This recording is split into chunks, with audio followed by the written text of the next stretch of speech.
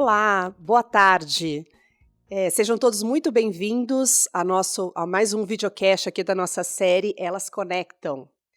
E para mim é um prazer estar aqui. Eu sou a Gláucia Coelho, eu sou sócia da área de contencioso aqui do Machado Meyer e junto aqui com o meu sócio, Vinícius Pereira, nós vamos mediar esse bate-papo que eu tenho certeza que vai ser muito gostoso com a nossa amiga e cliente, a Fernanda Rocha Pugliese, diretora jurídica da Energisa, mãe do Matheus, de 27 anos, e do Rafael, de 21 anos, com a intenção aqui de trazer um pouco das experiências da Fernanda, que com certeza vai dividir muitas histórias e muitos ensinamentos aqui conosco. Então, Fernanda, muito bem-vinda e muito obrigada por ter aceitado o nosso convite. Eu só tenho a agradecer e a sensação de estar aqui hoje é meio que um déjà vu, porque a gente vai conversar sobre isso, mas a minha carreira passa pelo Machado Meyer. E eu saí do Machado Meyer e fui para onde eu estou há 24 anos. Então, poder voltar aqui com pessoas que eu admiro tanto e poder conversar sobre essa trajetória que, em muito, tem o estilo do Machado Meyer. O Machado Meyer me formou como profissional há 26 anos atrás. Então, para mim, é uma alegria estar aqui com vocês. Muito bom, muito bom. Vamos começar então, Vinícius? Vamos Então então. vamos lá. Fernanda, primeiro, reitero as palavras da Gláucia aqui. Muito obrigado por ter nos prestigiado. O Elas Conectam é uma série de videocasts que nós temos, que é super legal, valorizando as lideranças femininas. Então a gente está muito honrado com a sua presença. E a gente gosta de falar sobre o convidado, né? Então vamos falar um pouquinho sobre você. A gente geralmente começa perguntando as origens, o que te levou ao direito, o que te levou ao mundo corporativo, ao setor de energia. Fala um pouquinho pra gente sobre isso, como é que começou lá atrás e como é que a sua carreira foi se desenvolvendo. Outro dia participei de um evento que me fizeram essa pergunta e eu vou dar mais ou menos a mesma resposta, porque eu acho que é a mais verdadeira. Eu adoraria ter uma bela de uma história, porque eu escolhi o direito, mas na verdade o direito não tinha opção, era o direito. Eu não tinha vontade na época eu sou da época que era ou medicina, ou engenharia, ou direito, ou odontologia. Odontologia, então, era Must have. o must have. E para mim era o direito, sempre foi, era o direito ou era letras. Eu lembro que eu coloquei as duas opções e costumo dizer em casa que um dia ainda faço letras. É uma coisa que eu gosto muito, eu acho muito legal. E eu fiz direito na Universidade Federal de Juiz de Fora. Eu sou de Juiz de Fora, sou carioca do Brejo, a brincadeira já vem junto comigo, então eu assumo ela de verdade. Fiz direito e desde assim as primeiras matérias de direito eu percebi que realmente aquilo ali era o que eu gostava. Eu gostava muito de ler, eu gostava muito de interpretação, eu gostava muito de resolver problema. Eu tenho uma coisa que me define, que é gostar do desafio, gostar de resolver problema. Porque eu acho que no direito é isso, porque ninguém te procura para alguma coisa que você já saiba, que ele já saiba. A pessoa te procura porque ela está com um problema e sentou na minha frente, eu tenho um problema, eu estou em casa. Então, eu percebi que o direito me trazia a possibilidade de resolver problemas, de ter soluções inteligentes, de soluções que caminhassem por diversas áreas. E eu fiz uma faculdade que eu perpassei tanto por direito privado, por direito público, e acabei caindo um belo dia em São Paulo. Vim trabalhar aqui, trabalhei primeiro no escritório sem full service, mas mais trabalhista, e fiquei lá um tempo. Depois eu vim para o Machado Meyer e fiquei aqui 1 ano e meio, talvez 2, e participei de um projeto, de uma due diligence de aquisição. Foi a primeira privatização do setor elétrico na Semar. O Cagé, se assistir, ele vai lembrar disso. O Cagé fez parte desse time. E a gente foi para São Luís do Maranhão e a gente participou ali da primeira aquisição privada de uma concessão de serviço público de energia elétrica. E eu acabei, um belo dia, trabalhando aqui, recebi uma ligação de uma pessoa bem próxima a mim: olha, está abrindo uma vaga para advogada numa empresa de energia elétrica em Sergipe. Nossa. E aquilo ali, se hoje me perguntar por que você aceitou, eu não vou saber dizer por quê. Eu acho que eu não soube dizer não. E apareceu para mim uma oportunidade de sair do direito do trabalho, que era algo que eu já queria. Eu já queria sair daquela especialidade tão forte. Gosto muito até hoje, gosto, me interesso, leio, mas é a minha zona de conforto, talvez. Mas eu queria muito sair daquela visão tão restrita e ir para uma empresa representava falar de tudo. E eu lembro tanto que quando eu viajei para Sergipe, eu voltei a estudar tributário, voltei a estudar civil, voltei a estudar administrativo, voltei a estudar concessão, voltei a estudar uma série de coisas que já fazia um tempo que eu não fazia, nem passava pela minha cabeça pelo que eu estava vivendo. E estou nessa empresa há 24 anos. Bacana. Tem 24 anos que eu estou nela, mas eu costumo dizer e sinto que são 24 anos de Energisas diferentes. Eu não estou na mesma Energisa que eu estava quando eu comecei e não é nem mesmo a mesma Energisa do ano passado. É uma empresa extremamente desafiadora, muito dinâmica. Então, isso faz para mim, em termos de carreira, em termos de desenvolvimento, um lugar muito interessante de ficar. É uma cultura que eu gosto, é uma cultura que eu me adapto. Eu professo os mesmos valores da companhia, então nós temos a mesma forma de ver o mundo, a mesma forma de querer atingir resultados. Então, a gente está lá 24 anos juntos e, nesse meio tempo, eu fui mãe. Fui mãe. A maternidade, ela surgiu para mim no início da carreira. Assim, 2 anos de formada, eu engravidei e tive um filho. Então, eu não me vejo profissionalmente sem a maternidade. Eu não fiz uma opção, primeiro a maternidade, depois primeiro a profissão, depois a maternidade, ou eu não tive oportunidade de pensar nisso. Ela veio. E ela veio com uma força avassaladora. Para mim, eu sou o que sou pela maternidade. Essa força que ela me trouxe, essa força de direcionamento, de foco, de querer correr atrás, de saber sopesar as coisas, de engolir sapos, tudo isso a maternidade te traz de uma maneira muito concreta. E eu sou muito feliz, mãe do Matheus, que tem 27 anos, mãe do Rafael, que tem 21, ambos da área do direito. Meu marido também é advogado, ninguém influenciou ninguém lá em casa. Não sei, hein? Acho que influenciou Talvez um pouquinho, tacitamente. Você sabe que o mais novo não queria, em absoluto, fazer direito, até que houve a pandemia. E na pandemia, a pandemia foi um momento muito triste no mundo, mas na minha casa foi um momento de muita reconexão. Porque eu viajava muito, eu estava sempre muito fora, eu estava sempre viajando pelas concessões, e foram 2 anos em que eu acabei ficando em casa. E ele me viu trabalhar como viu o pai trabalhar. E eu acho que, de alguma maneira, se interessou por aquilo que ele tanto recusava. E ele acabou fazendo direito e está aí adorando o curso que escolheu. Essa sou eu. Muito legal. E nesse ponto dos desafios, que eu queria explorar um pouquinho mais, que muitas, né, para nós mulheres, é um desafio conjugar a maternidade e a profissão. Né? Eu acho que esse é um tema muito que vem para as profissionais, seja do direito, seja de outras áreas, de fazer a conjugação mesmo entre uma maternidade que você se sinta bem, que você se sinta próxima, e também dentro de uma atividade profissional que muitas vezes exige tempo, né? Exige dedicação. Como é que foi isso para você, sendo tão nova? Como é que você lidou com esses desafios quando você estava com um bebê em casa e tinha que viajar, e depois teve o segundo? Conta um pouquinho mais dessa fase, que eu acho que interessa bastante as Eu pessoas. acho assim, nasce uma mãe, nasce uma culpa, né? E essa frase ela é muito real.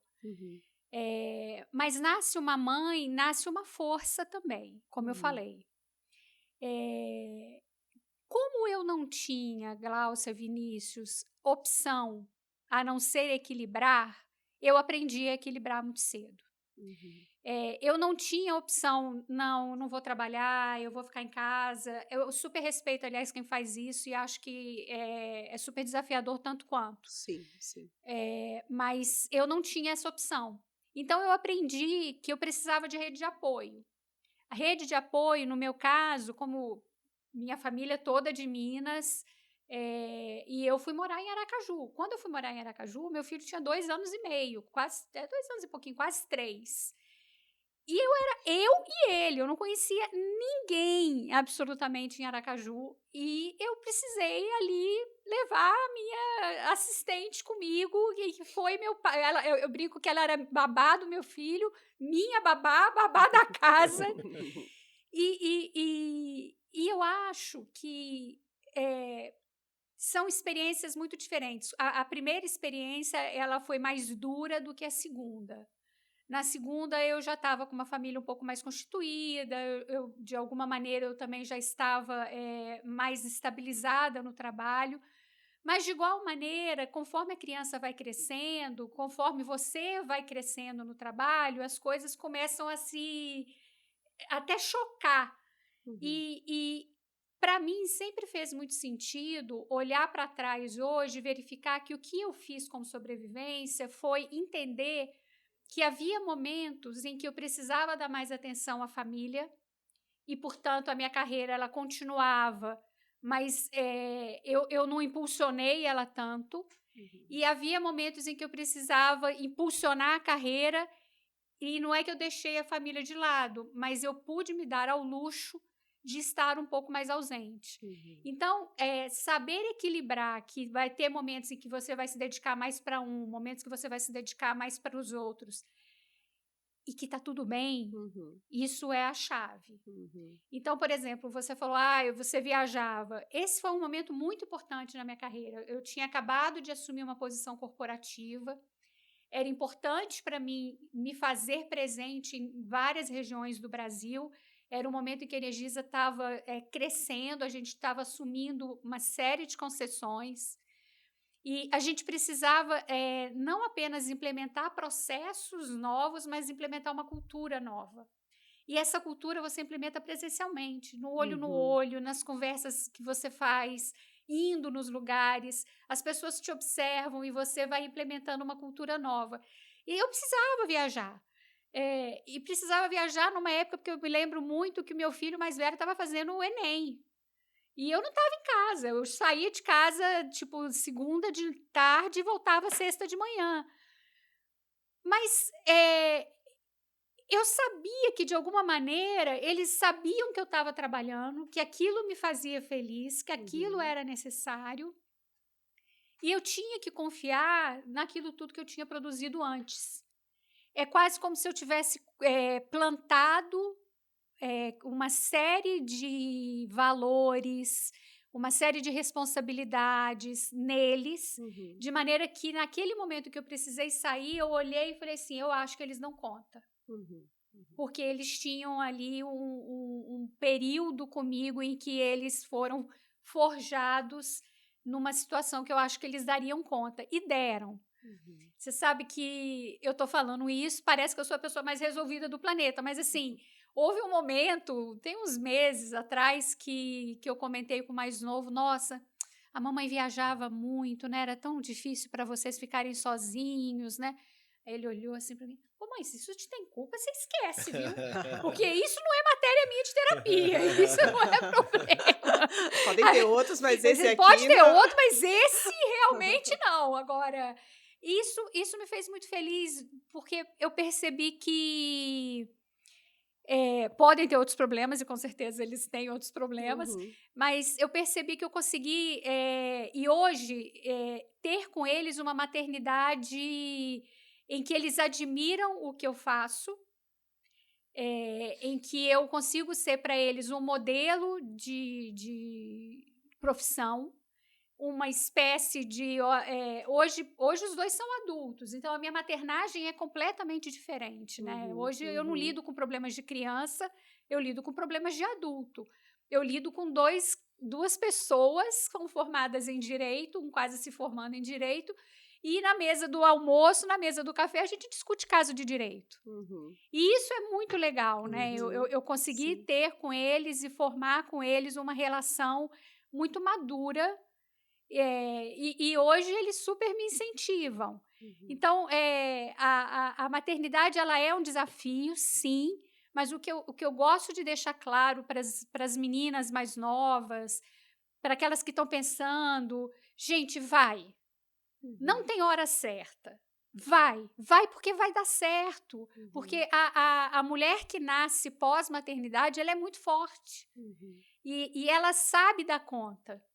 Ela sabe dar conta. É lógico que você tem que estar num ambiente que também te acolha. Sim.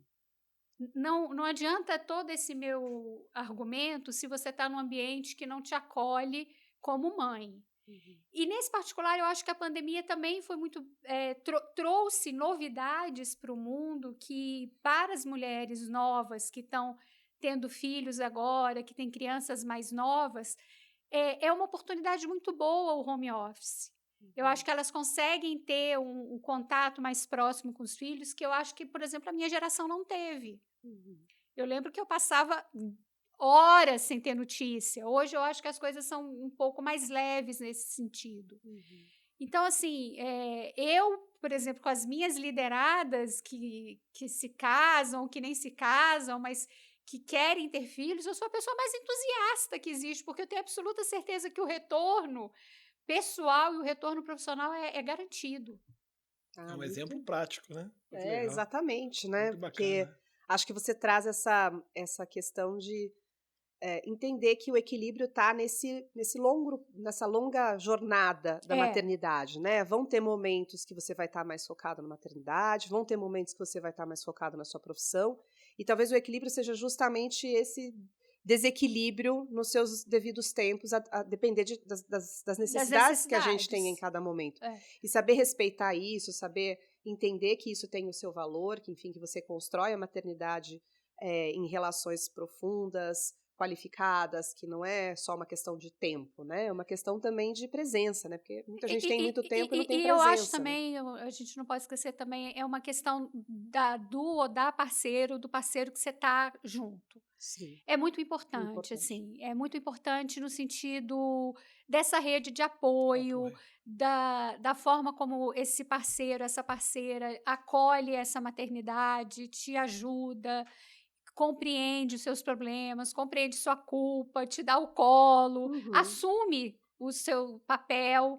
Então, eu acho que isso é bastante importante. Eu tenho a oportunidade de poder conviver numa família em que eu tenho esse apoio. É sempre mais fácil do que você ter que fazer isso tudo sozinha. Sem dúvida. Sem dúvida, é muito mais fácil. No seu caso, até o filho ajudou, né? Falou que não teve culpa nenhuma. Não, o filho ajudou, ele me tirou completamente a culpa e falou assim, mamãe, se esse é seu problema, esquece. Não é problema. Não é comigo. Muito legal. E, Fernanda, falando nesse tema da inspiração, né, que você está trazendo a partir da sua história, da sua jornada, de tudo que você viveu e enfim, dessa jornada de sucesso, a gente queria ouvir um pouco você sobre o programa que a Energisa tem, né, a ação Mulheres Inspiradoras, né, para desenvolvimento dos talentos femininos na Energisa. Entender um pouco de você, como que você vê esse programa, que papel ele está desempenhando, qual é a importância que ele tem dentro da organização onde você trabalha. Nós trabalhamos, né, nós ali no setor elétrico, num ambiente extremamente masculinizado. Isso é uma realidade. O que eu acho que a Energisa tem feito é tentar trazer o feminino para a liderança. Trazer o feminino para a liderança não é só trazer mulheres para a liderança, é trazer uma nova forma de liderar. A mulher lidera diferente do homem, né? A mulher é mais acolhedora, a mulher ela é mais sensitiva, a mulher ela vê mais o lado humano das relações, exercita mais a liderança situacional. Então, a Energisa tem trabalhado com isso. Esse programa das Mulheres Inspiradoras foi muito interessante, porque foram 3 ou 4 mulheres já que foram, elas foram igual a gente está participando aqui de um podcast, elas foram entrevistadas, e a gente vê e eram mulheres de área técnica, então tinham mulheres ali de agência de atendimento, tinha mulheres que leiturista, mulher que todo tipo de profissão, e a gente vê que elas passam por desafios muito semelhantes ao que a gente passa. Então, assim, precisar correr para resolver o problema do filho, mas ao mesmo tempo estar na agência de atendimento para resolver o problema do atendimento de um cliente. Então, as mulheres inspiradoras, ela quer mostrar que a mulher pode ser e pode estar onde ela quiser. E que ela dá conta daquilo que ela se propuser a fazer, tanto quanto ou melhor do que o homem. Então, Mulheres Inspiradoras, ela tem esse viés de mostrar a diversidade. Mas não a diversidade para fazer número, a diversidade para fazer um número de ESG bonito, mas a diversidade que realmente coloca a mulher num lugar para trabalhar e ela é bem acolhida, ela tem o seu lugar, e ela faz parte de um ambiente que ela é mais uma colaboradora. E é muito importante a gente olhar que a Energisa ela tá seguindo como se diz, uma evolução. Então, por exemplo, em 2020, em cargos de liderança, só haviam 18% de mulheres. Hoje, a gente já está com quase 22% de mulheres. A gente comemorou muito recentemente 2 feitos da Energisa. Primeiro, a primeira diretora técnica da Energisa. Isso foi para a gente um momento de muita inspiração, porque ela é uma engenheira sensacional e ela é pura inspiração, e chegar nesse cargo significa espelho para outras mulheres. E agora a gente tem uma diretora-presidente. Que legal, muito bom. Então, sem falar que a gente tem 2 VPs, né, que já 2 mulheres em cargo de C-level.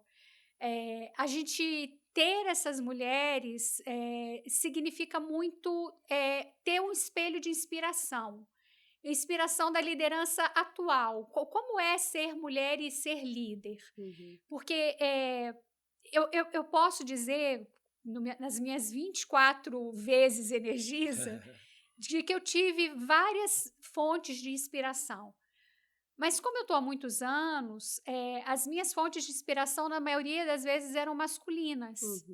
Hoje, com essas mulheres dentro da Energisa, eu acredito que as moças, as meninas, elas podem olhar e falar assim, eu posso chegar neste lugar, eu posso ocupar este lugar, porque essa mulher também ocupou.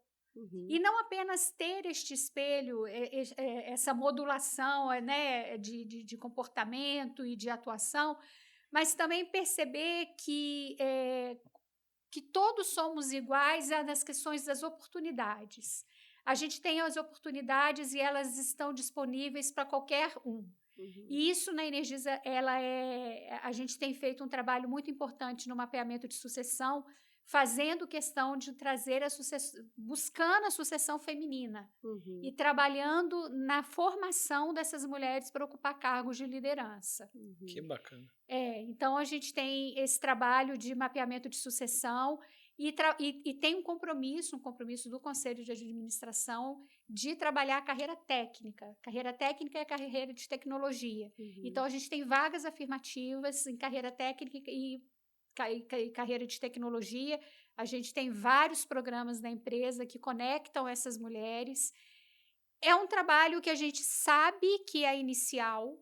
A gente não está no estado da arte, de longe, mas é um trabalho que a gente se propôs a fazer. E eu acho que esse é o primeiro pontapé, reconhecer a necessidade e trabalhar por ele, porque já faz muitos anos que eu já não me sento mais a uma mesa de trabalho sendo a única mulher.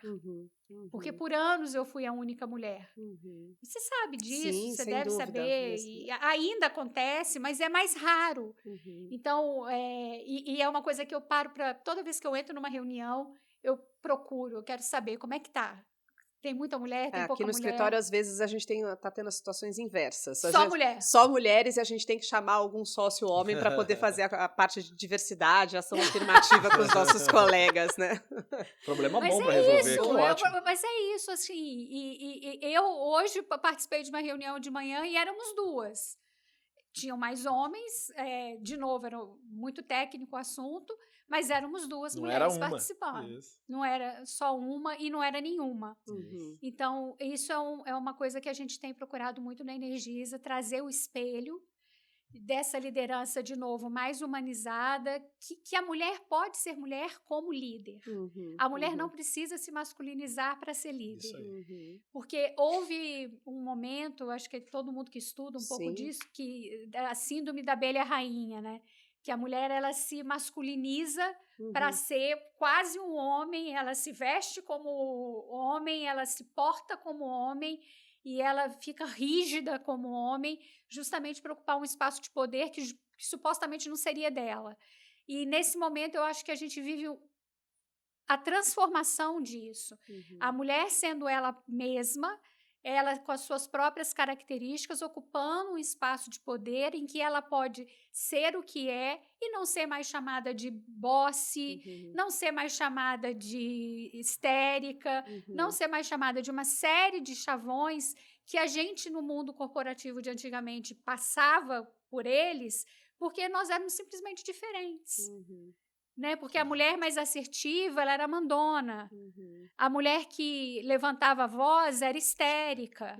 E isso, eu acho que a gente está evoluindo muito nesse particular, pelo menos no ambiente que eu convivo, de isso ser um controle, né? De isso não ser mais assim, até pelo movimento e pela quantidade de mulheres nessas posições de poder. Sem dúvida. Fernanda, você mencionou durante... você estava falando que o ambiente da energia em si, é um ambiente masculinizado. E é o que a gente vê mesmo, né? Na prática, a gente ainda vê o ambiente de infraestrutura, de energia elétrica, como com um ambiente com muitos homens. Acho que está melhorando, mas a gente ainda vê que existe. Queria, enfim, saber um pouco mais. Lá na Energisa, como é que vocês tratam, né? Nós que convivemos com o pessoal da Energisa, nós vemos que tem lideranças femininas, que o departamento jurídico já tem muitas advogadas e tal, o que é maravilhoso. Dentro da empresa, tem algum programa específico, alguma direção específica para aumentar essa equidade de gênero na empresa? Enquanto você falava, me veio à mente um fenômeno que eu acho que tem que ser objetivo de todo líder, seja ele homem, seja ele mulher, que é trabalhar o teto de vidro. Essa história do teto de vidro é a seguinte: você contrata muitas mulheres. Ter mulher nas empresas não é um problema. O problema é que elas não conseguem subir na carreira. Então, você tem muita mulher como assistente, auxiliar, eu tenho muita advogada, tenho muita engenheira, mas o grande desafio é pensar essa mulher de talento, essa mulher que quer ser líder, porque tem que querer ser líder. Tudo bem querer uma carreira mais especialista, isso aí é do desejo profissional de cada um. Mas a mulher que quer ser líder, como é que ela faz para romper esse teto de vidro? E aí uma série de coisas eu acho que são importantes. Como eu falei, esse banco de sucessores femininos que a gente trabalha. A gente trabalha tanto com mentoria quanto com coaching. Eu mesma já fui mentora de 3 mulheres e todas elas estão aí dando o que falar. A gente tem parceria com Mulheres Positivas, que eu não sei se vocês conhecem, da Fabiana Saad, é um programa interessantíssimo. Eu já fui mentora hoje de uma diretora, na época uma gerente, hoje ela alçou cargo de diretoria numa empresa diferente da Energisa. Então, a gente tem um compromisso de trabalhar o feminino em todos os aspectos. E trabalhar isso, por exemplo, dando protagonismo. Eu tenho, não sei, eu devo ter umas 10, 12 ou mais advogadas trabalhando comigo. E eu sempre cuido de, nos projetos que a gente faz, nos projetos externos, nos videocasts que a gente faz internos, nos trabalhos, dar o protagonismo para elas. É importante, é afirmativo. Sim. Tem que ser assim, para elas saírem do... A mulher tem muito aquela coisa de que para ela aparecer, ela tem que ser a melhor, a perfeita e tá com tudo organizado para poder aparecer, né? Para poder se mostrar. Sim. E eu quero poder mostrar para essas mulheres, seja de que carreira for, que ela vai aprender fazendo e que ela tem que se jogar. Se joga, tenha coragem. Eu nunca dei uma palestra. Outro dia vai acontecer um evento da Energisa e eu falei assim, eu quero que você faça essa interlocução. Mas eu nunca fiz. Vai fazer. É a primeira vez, mas vai fazer. Eu acredito em você. Então, você acreditar porque o homem já nasce acreditando nele próprio, né? É uma beleza. Eu vejo que o homem já nasce acreditando. Uma autoconfiança. Uma autoconfiança fora do comum. É. E nisso a gente tem que se inspirar neles, sim, né? Porque é realmente muito diferente daquilo que a gente é. Não que sejamos inseguras, mas a gente tem um nível de exigência de si muito alto. Então, um homem ele se aplica para uma posição muito mais fácil que uma mulher. A mulher só se aplica para uma posição se ela achar que ela atende 100% dos requisitos. O homem com 30% é o quê? Domino! Então, o que eu acho que a gente está fazendo como Energisa é trabalhar na formação, na quebra desse teto de vidro. Que legal. Mostrar para essas moças que elas podem ascender. Ter mulheres cada vez mais nessas posições de poder, nessas posições de liderança, sendo líderes femininas, dando um toque diferente para a liderança, porque eu brinco que a mulher ela balança a roseira, ela mexe na forma como o grupo se organiza, porque faz parte do seu próprio instinto. Então, ter essa mulher liderando é muito inspiracional. Então, eu me inspiro muito nas duas mulheres que são do C-Level da companhia. Eu digo para... e aí eu digo para a minha equipe toda, homens, mulheres, para todos eles, não passem pelas oportunidades de forma vazia. Toda reunião que você for, presta atenção como a pessoa se posiciona, como ela abre a reunião, como ela fecha a reunião, como ela expõe o assunto, como que ela lida com o conflito que eventualmente aconteceu na reunião, como que ela traz o problema, como ela induz as pessoas, como ela influencia o grupo. E isso é muito importante para a mulher, porque para ela não ficar... ela pode estar na mesa participando da reunião, mas ela fica ali quietinha. Tenha voz, tenha protagonismo. Eu acho que isso é um exercício. Não é uma coisa... Não adianta eu falar tenha voz, tenha protagonismo e achar que a mulher vai virar uma chavinha. Isso é um exercício. Você tem que dar oportunidade. Então, eu acho que quebrar o teto de vidro é dar oportunidade. É aquele costume, né, que algumas mulheres têm, eu vejo nas mais jovens, assim, de quando chegam numa reunião, em algum lugar, procura o canto da mesa, né, procura o lugar menos de destaque, né, quando o incentivo que a gente tem que dar é justamente sente no meio da mesa, né, assuma o protagonismo dessa mesa, né, se coloque, porque você tem todas as qualidades, se a gente está confiando que você vai naquela reunião e vai representando a organização, o escritório, porque a gente confia em você. Porque você tem capacidade. Você tem capacidade para isso. Então, não se sente no canto da mesa, né? Se sente ao centro da mesa e assuma a postura de protagonismo nesse centro da mesa, né? Então, eu acho muito, muito bacana o que você está trazendo, porque esse incentivo de eu confio em você, a gente muitas vezes passou por isso, né, Fernanda? A gente tinha que ir com as nossas próprias motivações e as nossas próprias crenças pessoais a respeito do que a gente era capaz de desempenhar, ia e fazia, assim, mas eu fico pensando que se eu tivesse mais pessoas do meu lado, eu acredito em você, vá, eu acho que isso faz uma diferença enorme, né? E essa coisa do espelho que você está dizendo, né? De você ter líderes que te inspiram e que te fazem buscar, crescer e saber, não, é possível essa construção desse caminho. E eu queria trazer um ponto que pode ser assim, um pouquinho polêmico, mas assim, É possível também, e a gente deve também se inspirar em homens. Tem líderes que são sensacionais, tem líderes que confiaram em mim e que confiam em mim até hoje, e são homens, e a gente aprende muito nessa interlocução juntos. Então, não é eles contra nós, somos nós.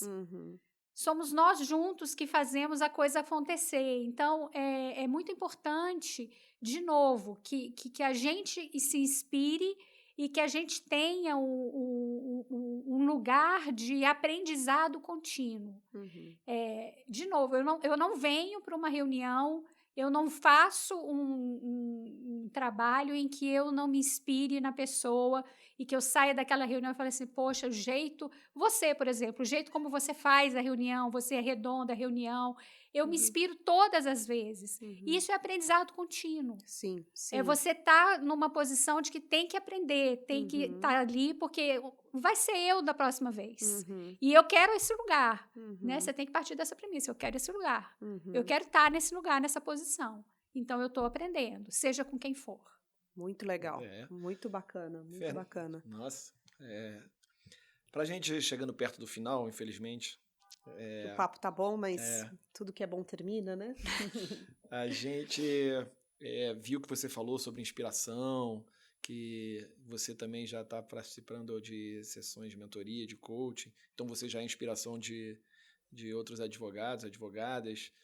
O que você daria assim, de dica, de uma forma mais específica para uma advogada, para uma mulher que quer ingressar num mercado difícil, como é o mercado corporativo, e ascender para cargos de liderança? Assim, o que você acha aí de destaque que você poderia dar de dica? Fingindo que é uma sessão agora de mentoria. Tem uma receita aí de 3 passos, 5 passos? Eu acho que a primeira coisa que... E aí eu vou falar do profissional, independente se é mulher, se é homem. Eu vou falar do profissional. Primeira coisa, a pessoa precisa saber se ela quer ser líder. Líder é completamente diferente de ser um especialista. Então, por exemplo, quando a gente faz programa de trainee, você não está procurando um advogado. Você está procurando um advogado que reúna traços de liderança. Então, a primeira coisa é você precisa saber se você quer liderar um time, se você quer gerir pessoas, se você quer gerir orçamento, se você quer lidar com conflito, se você quer treinar, se você quer desenvolver pessoas. A liderança passa por aprender e desenvolver pessoas o tempo inteiro. Isso é diferente para um advogado, por exemplo, da área do contencioso, de cuidar de um processo. Então, a primeira coisa que eu acho importante é a pessoa saber se ela quer ser líder. Não, eu quero ser líder, eu quero viver esse momento, eu quero ser um gerente, eu quero ser um diretor, eu quero ser líder de equipe. Então, no mundo corporativo, eu acho que você tem que, na minha opinião, trabalhar seu hard skill. Você vai trabalhar os dois, o hard e o soft, mas o hard você precisa trabalhar também. Você não pode, no mundo corporativo hoje, sentar numa mesa para conversar com o sócio com o dono da companhia, com um CEO, um CFO, se você não sabe contabilidade, se você não sabe finanças, se você não sabe o mínimo de liderança de pessoas, se você não sabe do mínimo que aquela pessoa que está interagindo com você, qual é o mundo dela. Você tem que saber o negócio.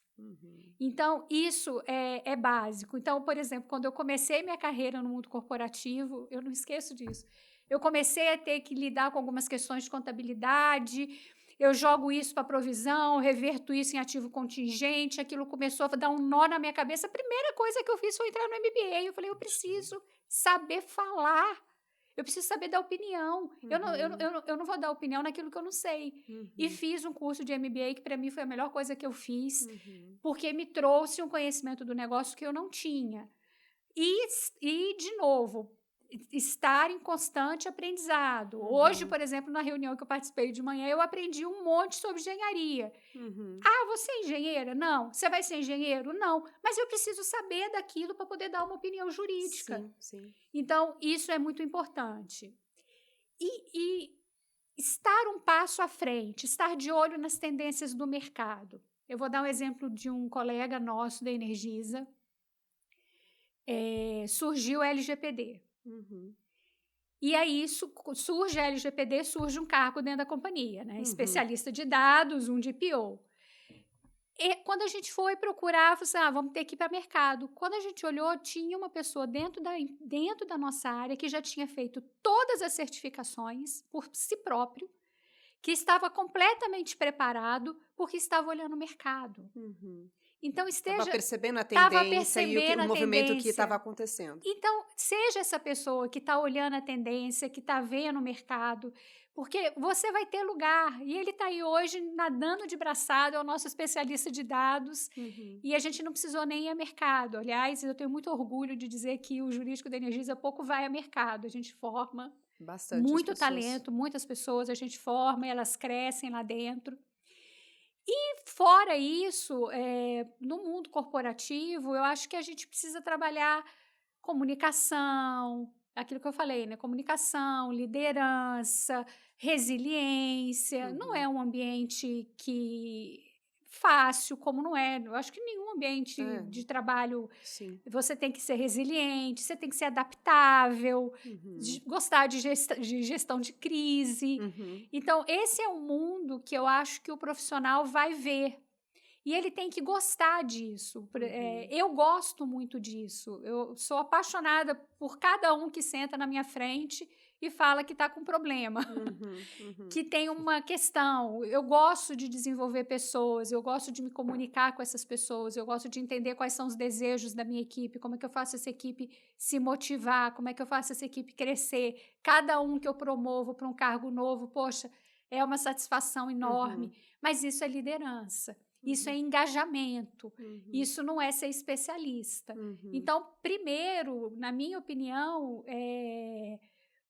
e às vezes para um jovem advogado não dá para saber, eu não sei se eu quero ser líder, se eu não quero ser líder, mas eu acho que isso se exponha aos desafios que eles vierem e você vai ter as respostas. Seja protagonista da sua história, não espere que alguém vá direcionando o seu caminho e te diga onde você vai querer. Seja você próprio responsável pela sua história e faça dela, assim, a melhor possível naquilo que você tem de ferramenta, porque ferramenta todos nós temos e muitas.